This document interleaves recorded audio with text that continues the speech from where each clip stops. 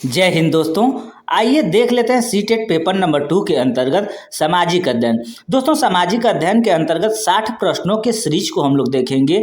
अगर आज हम लोग देखेंगे 30 प्रश्न और 30 प्रश्न इसके पहले हम लोग देख चुके हैं। अगर नहीं देखे हैं तो पार्ट 1 को आप लोग देख लेंगे। इस वीडियो के डिस्क्रिप्शन में हम लिंक दे रहे हैं। और आइए आज के सेशन की शुरुआत करते हैं। दोस्तों हम लोग देख लेते हैं 31 नंबर के क्वेश्चन को। इसके पहले हम लोग 30 क्वेश्चन देख चुके थे, ठीक है। 30 क्वेश्चन देख चुके थे, आज 31 से शुरू करते हैं। पटवारियों लेखपालों के कार्यों की देखभाल निम्नलिखित में से कौन करता है? तो दोस्तों यहाँ पर तहसीलदार होगा। तहसीलदार क्या करता है?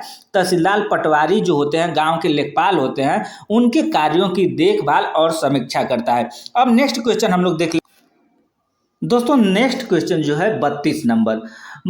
महापाषाणों के विषय में निम्नलिखित कथनों में से कौन सा कथन सही है? तो यहाँ पर देखेंगे कि जो महापाषाण काल था उसके विषय में कौन सा कथन सही है। तो यहाँ इसका उपयोग दफन करने की जगहों को चिन्हित करने के लिए किया जाता था, ठीक है। ये सभी भूमिगत और दृष्टि के ओझल रूप में पाए गए थे। ये पत्थर के औजार बनाने के लिए कच्चा माल का उपलब्ध कराते थे। ये भारतीय उपमहाद्वीप के उत्तर पश्चिम में संकेंद्रित थे। तो दोस्तों यहाँ कहने का मतलब है कि एक ऑप्शन आपका सही होता है जिसमें कि इनका उपयोग दफन करने की जगहों को चिन्हित करने के लिए किया जाता था, ठीक है। महापाषाणों के विषय में निम्नलिखित कथनों में से कौन सा कथन सही है, ये आपका प्रश्न था। तो इसका ए ऑप्शन सही हो जाता है। अब नेक्स्ट क्वेश्चन दोस्तों 33 नंबर के क्वेश्चन को आप लोग देखेंगे। यहाँ निम्नलिखित में से कौन सी भूकंपीय तरंगे नहीं है? यानी भूकंपीय तरंगे कौन सा नहीं है? तो अनुप्रस्थ तरंगे, अनुदैर्ध्य तरंगे, पृष्ठीय तरंगे और पोताश्रय तरंगे। इनमें से देखा जाए तो दोस्तों अगर इसके बारे में अगर विश्लेषण देखेंगे तो भूकंपीय तरंगे निम्नलिखित 3 प्रकार की होती है। पी तरंगे अथवा अनुदैर्ध्य तरंगे। ये भूकंपीय तरंगे सर्वाधिक वेगवान होती है और वो सिस्मोग्राफ स्टेशन पर सर्वप्रथम पहुंचती है, ठीक है। सिस्मोग्राफ स्टेशन पर सर्वप्रथम पहुंचती है। ये ठोस द्रव्य गैसीय पदार्थों से होकर यात्रा करती है। तो दोस्तों डी आपका ये आपका नहीं है, पोताश्रय तरंगे नहीं है। और अनुप्रस्थ तरंगे, पृष्ठीय तरंगे और अनुदैर्ध्य तरंगे ये सारे के सारे क्या हैं? तो भूकंपीय तरंगे। नेक्स्ट क्वेश्चन अब देख लेते हैं दोस्तों 34 नंबर क्वेश्चन। तो एडुसैट से क्या अभिप्राय है? तो दोस्तों एडुसैट क्या है? एडुसैट को GSAT-3 के नाम से भी जाना जाता है। यह मानव निर्मित भारतीय उपग्रह है। क्या है? भारतीय निर्मित मानव निर्मित एक उपग्रह है। यह पाठशाला स्तर से उच्च शिक्षा स्तर सुदूर शिक्षा के लिए बना है। युद्ध प्रथम समर्थ शिक्षा उपग्रह है। इसका सफल प्रक्षेपण सितंबर 2004 में श्रीहरिकोटा आंध्र प्रदेश स्थित सचित धवन अंतरिक्ष केंद्र के द्वारा किया गया था। तो इसमें देखेंगे कि एक मानव निर्मित भारतीय उपग्रह है, ठीक है। एडुसैट क्या है? तो एडुसैट एक मानव निर्मित भारतीय उपग्रह है, ठीक है। नेक्स्ट क्वेश्चन दोस्तों 35 नंबर के क्वेश्चन को हम लोग देख लेते हैं। निम्नलिखित परिमंडलों में से किसने मानव सहित जीव पाए जाते हैं जो बहुसंख्या में भूतापन के कारण प्रभावित होते हैं? यानी निम्नलिखित दोस्तों निम्नलिखित परिमंडलों में से किसमें मानव सहित यानी जो निम्नलिखित परिमंडल है उसमें किसमें मानव सहित जीव पाए जाते हैं जो बहुसंख्या में भूताप के कारण प्रभावित होते हैं? तो इसको आप लोग देखेंगे दोस्तों। यहाँ ऊपर थोड़ा सा हम बढ़ते हैं, उसके बाद देखते हैं। ये देखिए जो आपका जीव मंडल है, ठीक है, वायुमंडल, जल मंडल और स्थल मंडल। तो जो जीव पाए जाते हैं वो जीव मंडल पर ही पाए जाते हैं। जैसे यहाँ पर जीव मंडल एक सीमित क्षेत्र है जहाँ स्थल, जल एवं हवा एक साथ मिलते हैं। इसमें मानव सहित सभी जीव पाए जाते हैं जो बहुसंख्यक में भूतापन के कारण प्रभावित होते हैं, ठीक है। भूतापन के कारण प्रभावित होता है जीव मंडल, ठीक है। दोस्तों नेक्स्ट प्रश्न को अब हम लोग देख लेते हैं। ये 36 नंबर क्वेश्चन है। भारत का दक्कन पठार जो बेसाल्ट शैलों से बना है, निम्नलिखित में से शैलों की किस श्रेणी के अंतर्गत आता है? ठीक है, तो इसमें अगर देखेंगे तो दक्कन पठार किस श्रेणी के अंतर्गत आता है? तो दोस्तों इसमें अगर देखेंगे तो बहुभेदी आग्नेय शैल आग्नेय शैल, ठीक है। इसमें क्या होता है कि जब द्रवित लावा पृथ्वी की सतह पर आता है, ठीक है, जब द्रवित लावा पृथ्वी की सतह पर आता है तो यह तेजी से ठंडा होकर ठोस बन जाता है। परपटी पर बने इस प्रकार के शैल को बहिर्भेदी आग्नेय शैल कहते हैं, ठीक है। इसकी संरचना बहुत महीन दानों वाली होती है। इसे कि बेलसाल्ट शैल और दक्कन का पठार बेलसाल्ट शैलों से निर्मित है, अतः ये बहिर्भेदी आग्नेय शैलों की श्रेणी के अंतर्गत आता है, ठीक है। 37 नंबर के क्वेश्चन को देख लेते हैं। निम्नलिखित मरुस्थल, दोस्तों निम्नलिखित मरुस्थलों में से किसमें खनिज निक्षेपों की प्रचुरता पाई जाती है? तो इसमें पठार, जो आपका पठार है उसमें मरुस्थल में किसानों खनिज निक्षेपणता का प्रदर्शन पाई जाती है। दोस्तों अगर विश्लेषण को आप पढ़ना चाहें ना तो आप स्क्रीनशॉट लेकर के वीडियो को रोक करके जो ये विश्लेषण दिया गया है इसको भी आप चाहें तो पढ़ सकते हैं। अगर हम सबको पढ़ने लगें और ये सबके बारे में चर्चा करने लगें तो वीडियो बहुत लंबा हो जाएगा, इसीलिए हम ठोस में करके अपना आप लोगों को बताने का प्रयास कर रहे हैं, ठीक है। अब देखेंगे जो 38 नंबर का क्वेश्चन है, लोकतंत्र में चुनाव के संबंध में निम्नलिखित दो कथनों पर विचार कीजिए, ठीक है। जो लोकतंत्र में चुनाव होते हैं ये दो कथन दिए हैं, ठीक है। इस पर हमें विचार करना है और बताना है कि कौन सा सही है, क्या चीज है। प्रतिनिधित्व लोकतंत्र में लोग अपने प्रतिनिधियों को चुनकर अप्रत्यक्ष रूप से भाग लेते हैं और वे प्रतिनिधि पूरे देश के लिए कानून और नियम बनाते हैं, ठीक है। पहला ये ऑप्शन हो गया। दूसरा ऑप्शन होता है कि सरकारें नियमित चुनावों द्वारा बदली जा सकती हैं, ठीक है, नियमित चुनावों द्वारा बदली जा सकती हैं। उसके बाद से हम लोग देखेंगे दोस्तों, एक सेकंड यहाँ पर हम लोग देखेंगे अभी। हाँ देखिए, जो दो ऑप्शन दिया गया था उसमें से कौन सही है। तो दोस्तों इसके बारे में अगर देखा जाए तो यहाँ है आपका सही विकल्प को चुनिए, ठीक है। वहाँ दो ऑप्शन हम लोग पढ़ लेते हैं, इसमें हम ये पढ़ लेते हैं विश्लेषण। लोकतंत्र में मूलभूत विचार यह होगा कि लोग नियमों को बनाने में भागीदार बनकर खुद ही शासन करें। वर्तमान समय में लोकतंत्र सरकार को प्रायः प्रतिनिधित्व लोकतंत्र कहते हैं। प्रतिनिधित्व लोकतंत्र में लोग सीधे भाग नहीं लेते हैं बल्कि चुनाव प्रक्रिया द्वारा अपने प्रतिनिधि चुनते हैं और ये प्रतिनिधि पूरे देश के लिए कानून बनाते हैं। तो ये आपका ए और दो दोनों सही ऑप्शन हो जाते हैं। अब 39 नंबर का क्वेश्चन, दोस्तों ये प्रश्न देखने का मतलब ये आपको होगा कि किस तरीके से प्रश्न पूछे जाते हैं, ठीक है, किस तरीके से प्रश्न पूछे जाते हैं, कैसे कैसे प्रश्न आते हैं, ये भी प्रश्न आ सकता है, ठीक है। जो आप सामने प्रश्न देख रहे हैं ये भी प्रश्न आपसे पूछे जा सकते हैं, ठीक है। तो इसमें है कि निम्नलिखित में से कौन सा मुगल चाहर बाग का एक स्थल नहीं है। तो इसमें भी कुब्बल उल इस्माइल मस्जिद ये आपका क्या है, मुगल चारबाग का एक स्थल नहीं है। और लाल महल बारी, हुमायूं का मकबरा, शालीमार बाग ये सारे के सारे चार बाग का एक स्थल है, ठीक है। अब नेक्स्ट है आपका 40 नंबर का क्वेश्चन दोस्तों। तो भारत में पंचायती राज प्रणाली के संबंध में निम्नलिखित में से कौन सा कथन सही है।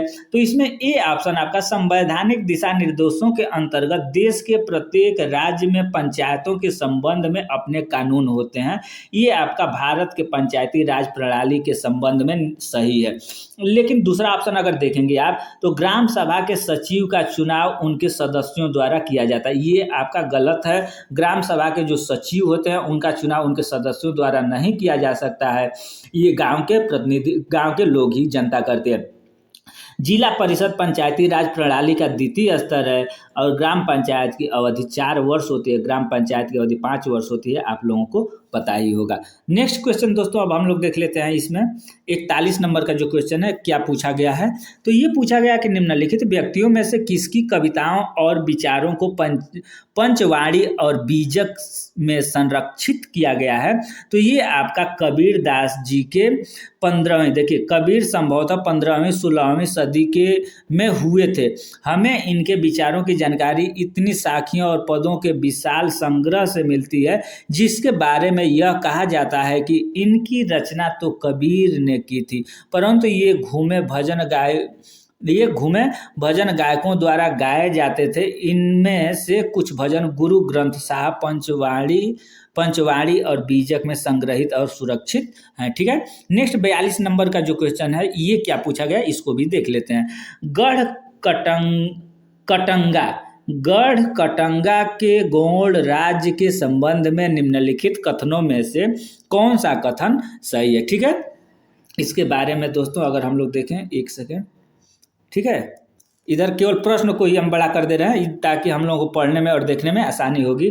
तो अब देखिए इसका सी ऑप्शन सही हो जाता है। यह एक समृद्ध राज्य था, इसमें जंगली हाथियों को पकड़कर और उनको दूसरे राज्यों से निर्यात करके धन कमाया जाता था। ठीक है, ये आपका। अब 43 नंबर दोस्तों, 43 नंबर का जो क्वेश्चन है ये क्या पूछ रहा है, इसको आप लोग देख लीजिए। एलोरा का गुफा, ये क्वेश्चन बहुत इंपॉर्टेंट है, ये इस बार भी आपको देखने के लिए मिल सकता है। तो एलोरा की गुफा 15 का भित्ति चित्र जिसमें विष्णु को नरसिंह अर्थात पुरुष सिंह के रूप में दिखाया गया है, किस काल की कृति है। ठीक है, तो ये एलोरा की गुफा 15 का भित्ति चित्र जिसमें विष्णु को नरसिंह अर्थात पुरुष सिंह के रूप में दिखाया गया है, यह एक राष्ट्रकूट काल की कृति है। तो इसमें राष्ट्रकूट कृति की काल यानी सी ऑप्शन आपका सही हो जाता है। अब 41 नंबर जो प्रश्न है इसको देख लेते हैं। निम्नलिखित में से वस्तु विनिमय पद्धति की सही विशेषता कौन से है। यानी वस्तु विनिमय की पद्धति है, यह धन का उपयोग किए बिना वस्तुओं की अदला बदली का व्यापार है।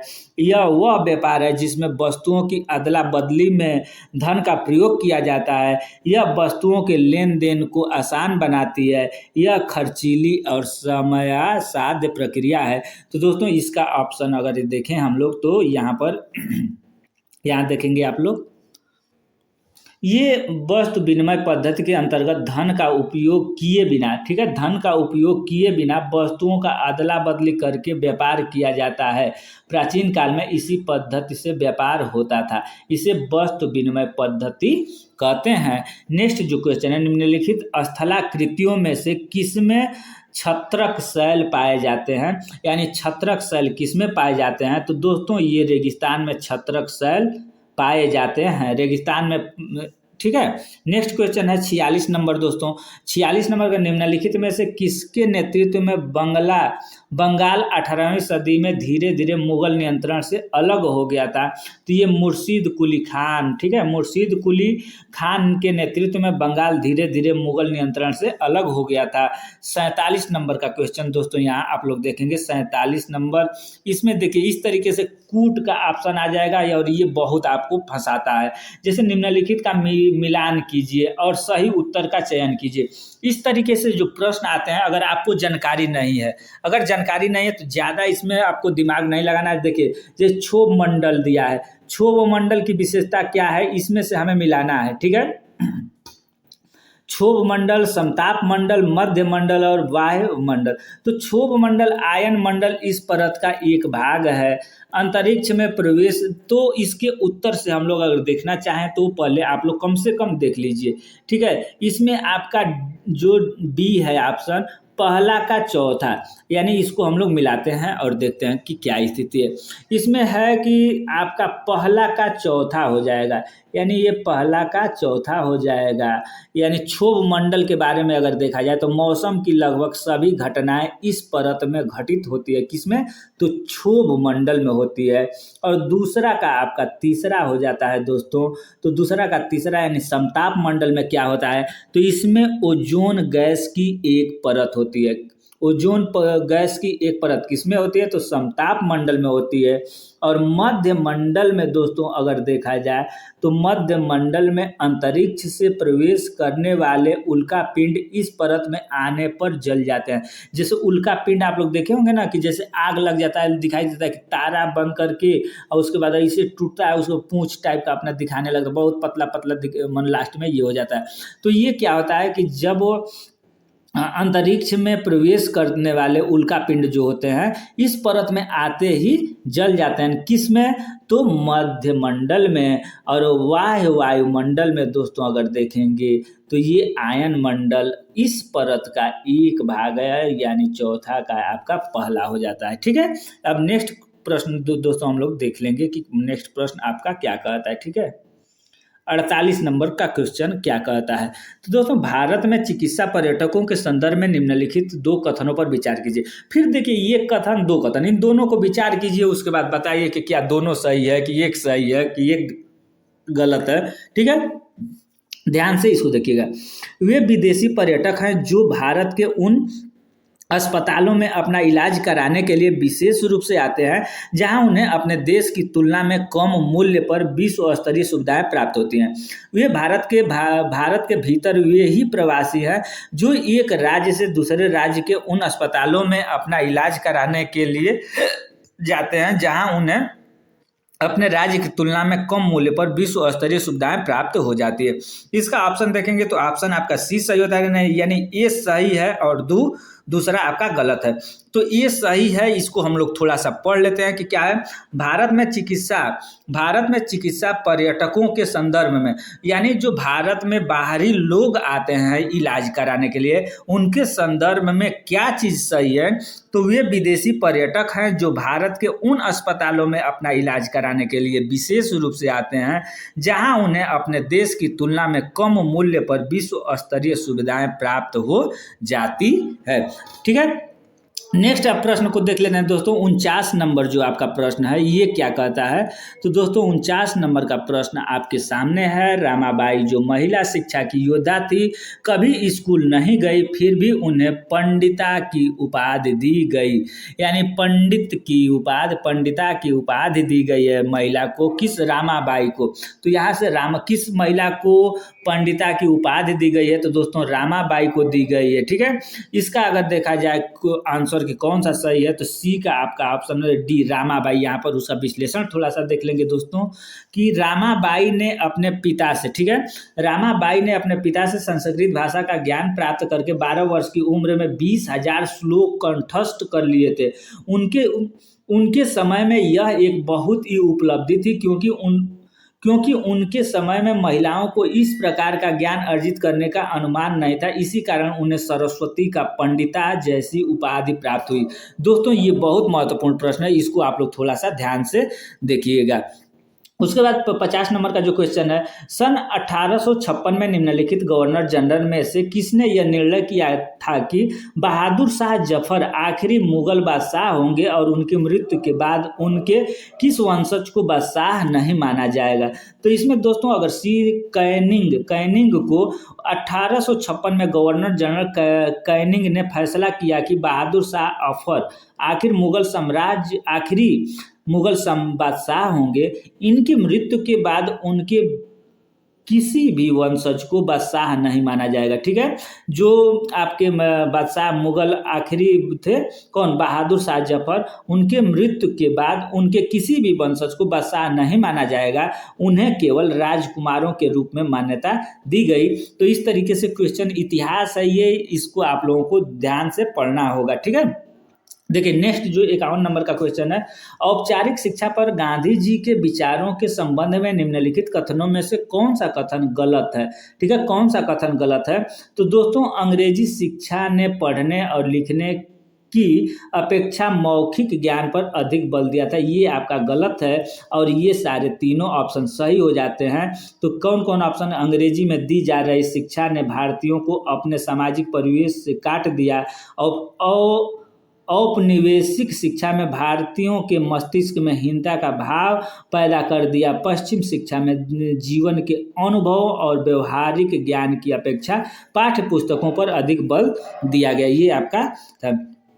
नेक्स्ट क्वेश्चन दोस्तों देख लेते हैं।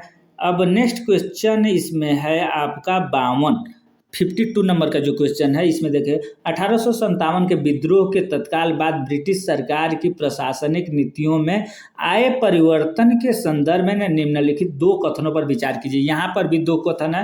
पहला कथन आपका है कि ब्रिटिश संसद ने 1858 में एक नया कानून पारित किया और ईस्ट इंडिया कंपनी के सभी अधिकार ब्रिटिश साम्राज्य के हाथों में सौंप दिया। पहला ये ऑप्शन है। और दूसरा ऑप्शन दोस्तों यहाँ पर आप लोग देखेंगे कि यह तय किया गया कि सेना में भारतीय सिपाहियों का अनुपात बढ़ाया जाए एवं यूरोपीय सिपाहियों की संख्या को कम किया जाए। इसमें से कौन सा सही है? तो ये वो एक सही है, दो गलत है। यानी पहला ऑप्शन ये आपका नया सिपाही यूरोपीय बढ़ाया जाए, ये आपका गलत हो जाता है। नेक्स्ट क्वेश्चन दोस्तों, 53 नंबर का जो क्वेश्चन है इसको देख लेते हैं। दक्षिण भारत में नमक सत्याग्रह, नमक सत्याग्रह क्या चीज़ है इसके बारे में अगर देखा जाए तो दक्षिण भारत में नमक सत्याग्रह के एक वयोवृद्ध राष्ट्रवादी नेता निम्नलिखित में से कौन थे? ठीक है, तो नमक सत्याग्रह के बारे में अगर देखा जाए तो यहाँ पर देखेंगे महात्मा गांधी ने 12 मार्च 1930 को ऐतिहासिक नमक यात्रा की शुरुआत साबरमती आश्रम से की तथा 24 दिन बाद 5 अप्रैल 1930 को दांडी में सांकेतिक रूप से नमक कानून तोड़ा। यहीं से सविनय अवज्ञा आंदोलन की शुरुआत हुई। तो इसमें अगर देखा जाए तो ये आपका सही हो जाता है। इसमें निम्नलिखित में से कौन थे? तो इसमें डी दिया है कि श्री राजगोपालाचारी, यानी दक्षिण भारत तमिलनाडु में नमक सत्याग्रह के एक वयोवृद्ध राष्ट्रवादी नेता श्री राजगोपालाचारी थे। ठीक है, अब ये यात्रा जो महात्मा गांधी थे ये यात्रा नमक अपना शुरू किए थे, लेकिन इसमें पूछ रहा है कि नमक सत्याग्रह के एक वयोवृद्ध, यानी उस समय वयोवृद्ध कौन था राष्ट्रवादी नेता? तो उसमें से श्री राजगोपालाचारी अपना ये थे। ठीक है, महात्मा गांधी ने शुरू किया था नमक दांडी यात्रा को। अब 54 नंबर का दोस्तों अगर देखा जाए 54 क्वेश्चन, तो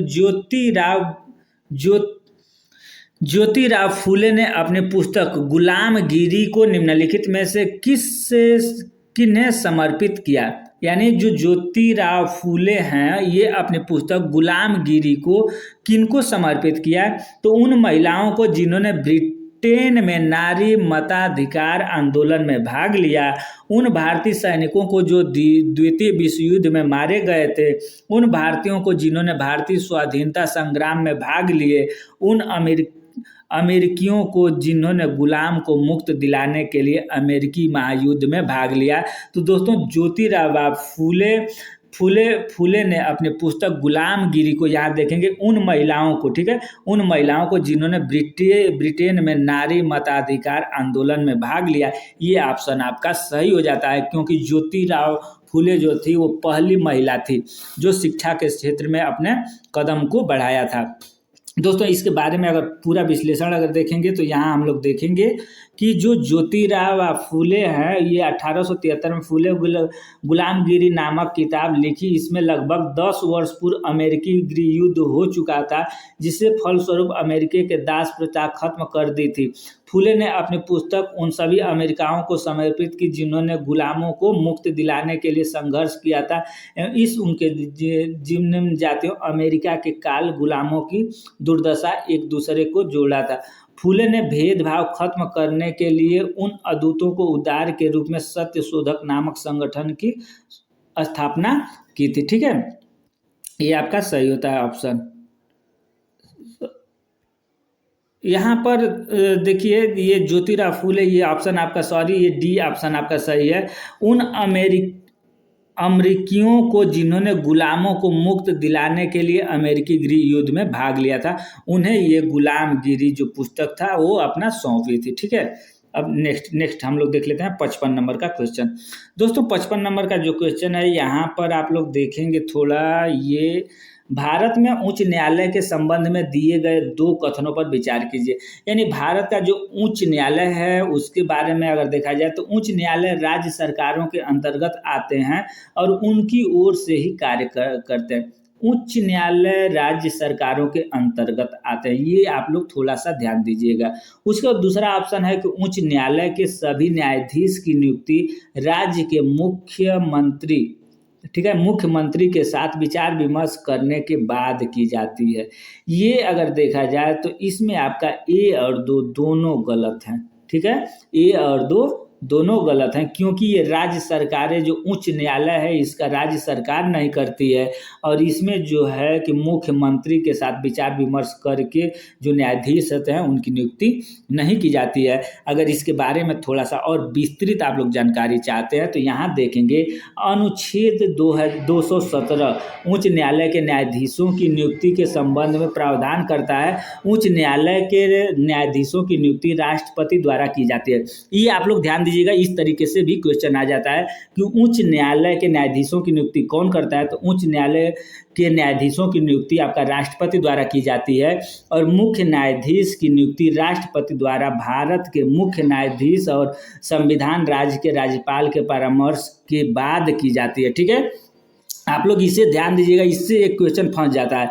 अन्य न्यायाधीशों की नियुक्ति में संबंधित उच्च न्यायालय के मुख्य न्यायाधीश से भी परामर्श किया जाता है। 2 या अधिक राज्यों के साझा उच्च न्यायालय के नियुक्ति के राष्ट्रपति सभी संबंधित राज्यों के राज्यपालों से भी परामर्श करता है। वर्तमान में भारत में कुल 21 उच्च न्यायालय हैं। ठीक है, अब नेक्स्ट क्वेश्चन है आपका 56 नंबर, 256 है। निम्नलिखित मदों में से कौन सी मद कैलिको के नाम से जानी गई, जिसे पुर्तगाली भारत के यूरोप ले गए?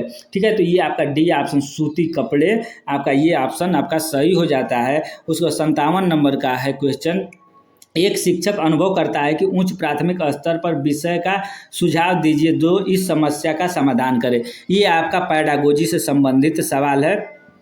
इसका में देखेंगे, इसका ऐसे विषय वस्तुओं को अपना ये करना है। देखिए इसमें सी, एक शिक्षक जब यह अनुभव करता है कि उच्च प्राथमिक स्तर पर विषय का भार बहुत है तो वह प्रत्येक अध्याय से महत्वपूर्ण क्षेत्रों की पहचान करके इन्हें नोट्स लिखवाते हैं। ये आपका सी ऑप्शन सही हो जाता है। नेक्स्ट है 58 नंबर का क्वेश्चन दोस्तों। अधिक गहराई में स्थित खनिज निक्षेपों तक पहुंचने के लिए गहरे छिद्र बनाए जाते हैं, इस प्रकार के खनन को कहा जाता है। तो डी ऑप्शन आपका यहाँ पर सही हो जाता है, कूपनिक खनन कहते हैं। उसके बाद 59 नंबर का दोस्तों ये क्वेश्चन है। लद्दाख में पाया जाने वाला यूरोपियन एक उदाहरण है, तो इसमें डी आपका ऑप्शन सही हो जाता है। सभ्याव्य संसाधन का ये आपका ऑप्शन। और आज का प्रश्न जो है ये लास्ट प्रश्न है। गर्म जल के झरने वाई से, यानी यहाँ पर वाई मान ले रहे हैं, गर्म जल के झरने से प्राप्त ताप ऊर्जा के परिणाम स्वरूप बनते हैं। तो ये आपका डी बी ऑप्शन सही है, भूपतिय ऊर्जा बनते हैं। तो दोस्तों आपको वीडियो कैसा लगा? वीडियो आपको अच्छा लगा हो तो वीडियो को एक लाइक जरूर दीजिएगा, एक लाइक दीजिएगा और वीडियो को शेयर कर दीजिएगा। उसके बाद नेक्स्ट हम प्रश्न एसएससी के जो है एसएसटी के नेक्स्ट वीडियो हम इसके बाद लाएंगे। तो धन्यवाद।